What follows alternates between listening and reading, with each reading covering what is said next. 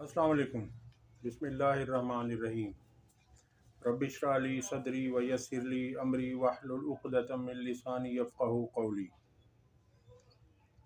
आपको आज हम उस ख़बर के मुतालिक बताएंगे जो गुज़श्ता रात अडियाला जेल से इमरान ख़ान साहब की तस्वीर लीक की गई।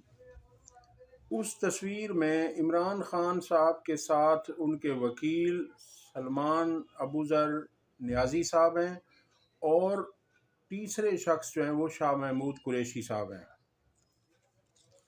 इस तस्वीर को लीक करने का एक ख़ास मकसद था और उनका मकसद ये था कि इस तस्वीर को लीक करके ऐन इलेक्शन से एक दिन पहले अवाम को मायूस किया जाए, अवाम को ये दिखाया जाए कि उनका लीडर इस वक्त किस हाल में है और उनकी बॉडी लैंग्वेज कैसी है, वो कैसी गुफ्तगू कर रहे हैं और किस तरह वो दिख रहे हैं कि उनका मोरल डाउन है या नहीं।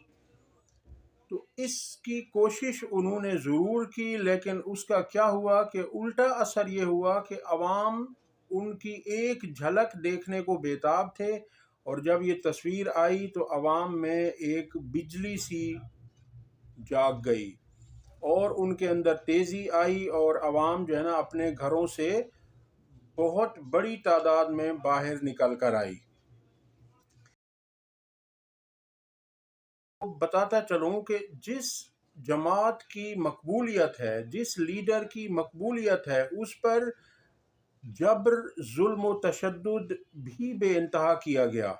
मीडिया पर सेंसरशिप है, इस जमात पर, इसके लीडर पर, और जिनसे अवाम मुतनफ़िर है, अवाम बेजार है, वो इलेक्शन के लिए कुछ कर ही नहीं पाए। जिस जमात के साथ अवाम है उसे कोई जलसा जुलूस करने नहीं दिया गया, उनका मुकम्मल मीडिया बाइकॉट है, और जिनके पास कुछ नहीं है उनको हर तरह की आज़ादियाँ दी गई हैं। अब इस तस्वीर लीक करने का मकसद तो सियासी नुकसान पहुँचाना था, मगर अल्लाह के मंसूबे कामयाब होते हैं और अल्लाह ताला ने कुरान मजीद में फरमा दिया है, व मकरू व मकर अल्लाहु वल्लाहु खैरुल माकिरीन। ये सूरह आले इमरान में है, आयत नंबर 54 है ये, और इसमें अल्लाह ताला ने फरमाया, इसका तर्जमा ये है, और इन काफिरों ने खुफिया तदबीर की और अल्लाह ने भी खुफिया तदबीर की और अल्लाह सबसे बेहतर तदबीर करने वाला है। लोगों ने इस ऑडियो पर, उसके अल्फाज पर तो कोई तवज्जो ना दी, लोग कुछ सुनना ही नहीं चाह रहे। लोगों की खुशी का तो कोई ठिकाना ना रहा जब उन्होंने अपने लीडर की आवाज़ सुनी, उनमें जान पड़ गई, उनके जोश और जज्बे में कई गुना इजाफा हो गया। इमरान खान की आवाज़ में वही तवानाई, गरज, वही जान, वही कशिश, वही जज्बा मौजूद था।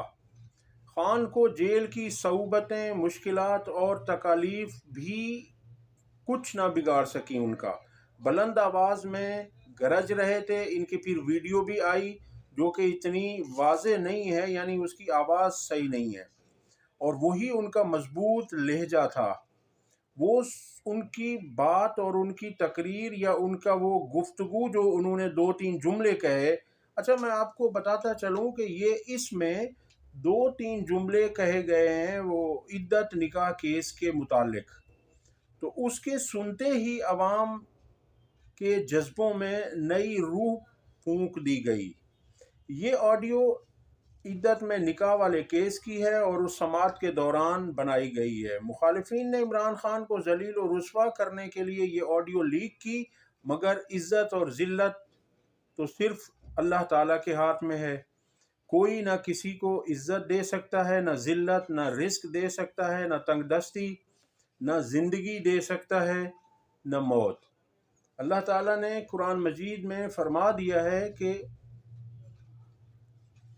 वतुइज़्ज़ु मन तशाउ वतुज़िल्लु मन तशाउ बियदिकल खैर इन्नल्लाह अला कुल्ली शैइन कदीर।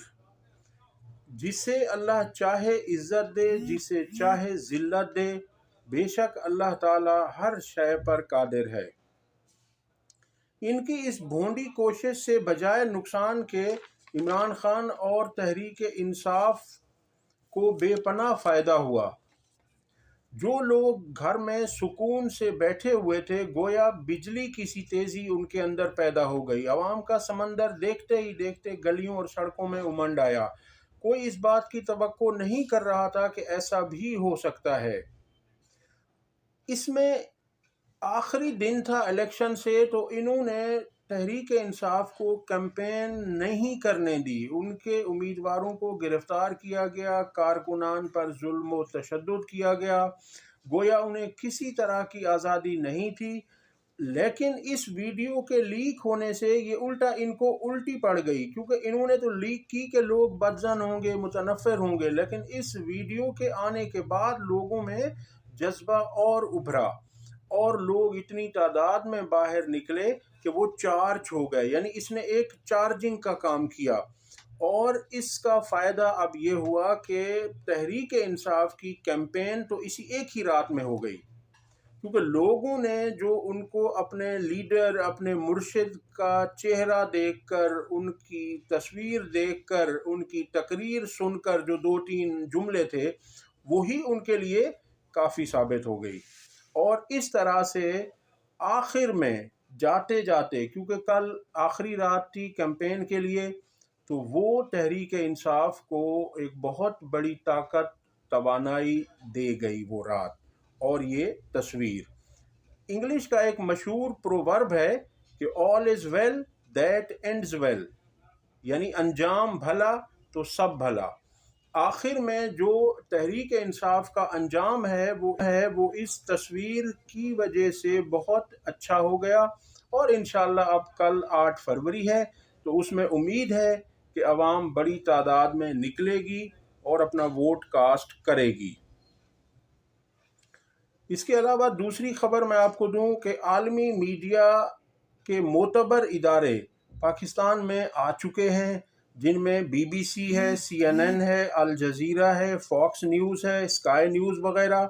ان کے تمام کے صحافی موجود ہیں، اور ان کے مطابق جو انہوں نے اپنی رپورٹس دی ہیں، ان کے مطابق پاکستان میں پری پول ریگنگ، یعنی الیکشن سے پہلے کی دھاندلی انتہا کی ہو چکی ہے۔ اس الیکشن کی سب سے مقبول شخصیت، اس کی پارٹی کی مقبولیت کے سامنے کوئی دور دور تک مد مقابل ہی نہیں، کوئی مقابلے میں ٹھہر ہی نہیں سکتا تحریک انصاف کے مقابلے میں۔